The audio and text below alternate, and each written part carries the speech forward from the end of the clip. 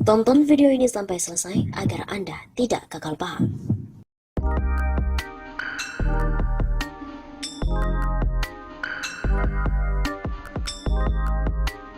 Halo Sobat 651 Sapa, kembali lagi bersama dengan kami untuk mengulas fakta-fakta perpolitikan dan juga informasi terkini di tanah air.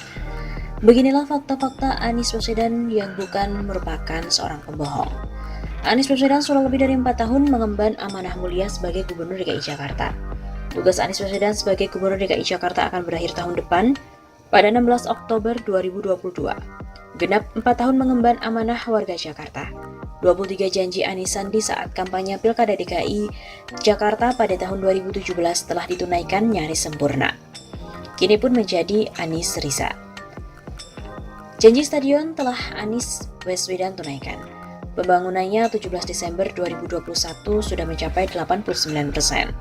Stadion multifungsi dengan nama Stadion Internasional Jakarta atau Jakarta International Stadium atau GIS. Terletak di Kelurahan Papanggo, Kecamatan Tanjung Priok, Jakarta Utara.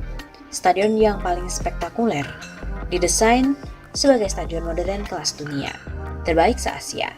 Menelan biaya mencapai 4,4 triliun rupiah dengan mengacu pada standar FIFA. Atap stadion buka tutup atau retractable roof. Rencana pembangunan stadion BMW. Kini Jakarta International Stadium telah dimulai era Gubernur DKI Jakarta Fauzi Bowo pada tahun 2008. Pembangunan stadion BMW sempat mangkrak, baru terrealisasikan pada zaman Anies Baswedan yang meletakkan batu pertamanya pada 14 Maret 2019. Janji spektakuler lainnya adalah hunian DP 0 rupiah. Janji yang menurut sebagian orang tidak mungkin, sangat mungkin bagi Anies Rashid Baswedan. Saat ini baru ada 942 unit rumah DP 0 rupiah yang sudah tersedia di 3 tempat yang berbeda, yaitu di Nuansa Pondok Kelapa 780 unit, Perumnas Bandar Kemayoran 38 unit, dan Perumnas Centraland Cengkareng 124 unit. Demikian pula dengan janji mengatasi banjir yang sudah dilaksanakan. Banjir di DKI Jakarta tidak lagi setiap datang hujan. Hanya hujan-hujan besar di Jakarta atau di Bogor yang menyebabkan banjir. Janji lainnya yang telah ditunaikan dengan sempurna, seperti penataan trotoar. Sekarang Jakarta makin cantik dan indah, kotanya pun kelas dunia. Integrasi transportasi yang mendapatkan penghargaan kota kelas dunia, Sustainable Transport Award atau STA, pada tahun 2021. Warga Jakarta juga makin dimanjakan dengan kartu kesejahteraan, seperti kartu pekerja, kartu Jakarta Lansia, KJMU, KJB Plus, Jaklingko yang sebelumnya OKO Trip, Jakpreneur yang sebelumnya OKOC, hingga Taman Maju Bersama.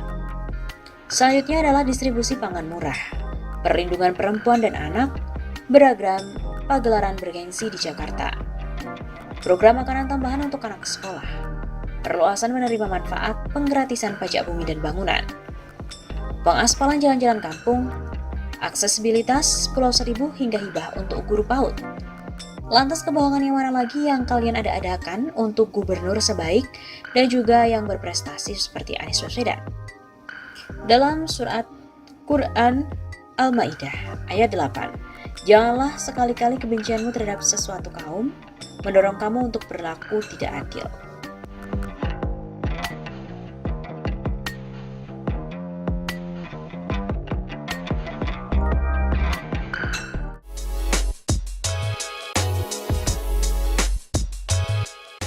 DKI Jakarta menjadi provinsi terbaik dalam pengembangan program inklusi keuangan dari Otoritas Jasa Keuangan atau OJK. Penghargaan bernama TPAKD Award 2021 atau Tim Percepatan Akses Keuangan Daerah Award diterima langsung oleh Gubernur DKI Anies Baswedan. Gubernur Anies Baswedan menerima langsung penghargaan yang diberikan oleh Ketua Dewan Komisioner OJK, Wimbo Santoso, dalam acara Rapat Kerja Nasional atau Rakornas TPAKD, Kamis 16 Desember di Ballroom Hotel Grand Hyatt. Anies mengatakan inklusi keuangan di DKI Jakarta khususnya menyasar program bagi masyarakat berpenghasilan rendah, pelaku UMKM, dan kelompok masyarakat lainnya yang selama ini masih belum tersentuh oleh produk dan juga layanan keuangan.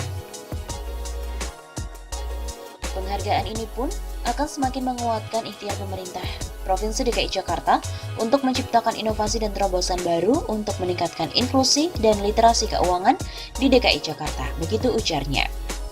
Anies mengatakan melalui kolaborasi dengan OJK, BI, dan para akademisi serta masyarakat, pemerintah Provinsi DKI Jakarta berhasil meningkatkan inklusi dan literasi keuangan melalui berbagai program inovatif.